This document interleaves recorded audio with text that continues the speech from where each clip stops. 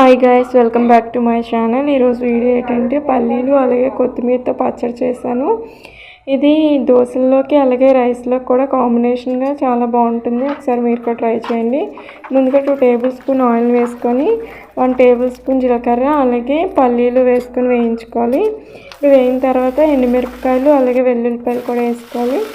అవి వేగిన తర్వాత ఉల్లిపాయ మీడియం సైజ్ ఆనియన్ 1 ఉల్లిపాయ అలాగే టమాటోస్ 2 టమాటోస్ని కూడా మనం ఇందులో యాడ్ చేసుకొని వేయించుకోవాలి. వేయించుకున్న తర్వాత ఇప్పుడు మనం 1 కప్ అంటే కొత్తిమీరకి నేను చూపిస్తున్నాను. అలా 1 కప్ ఆఫ్ కొత్తిమీర కూడా వేసుకొని మనం వేయించుకోవాలి. ఇలా వేగుతూ ఉన్నప్పుడే మనం ఇందులో చిన్న చింతపండు అలాగే సాల్ట్ కూడా యాడ్ చేసుకున్నాము.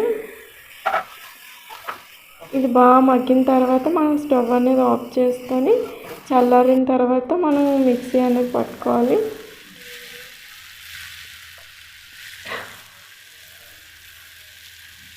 మిక్సీ పట్టుకున్న తర్వాత మనం పోపుకి అనేది ఈ విధంగా నేను అన్నీ కలిపి వేస్తాను. అంటే పోపులు, ఎండుమిరపకాయలు, వెల్లుల్లిపాయలు అలాగే కరివేపాకు. పోపు రెడీ అయిన తర్వాత మనం ఈ విధంగా మనకి కొత్తిమీర అలాగే పల్లీల చట్నీ అనేది రెడీ అయింది. ఒకసారి మీరు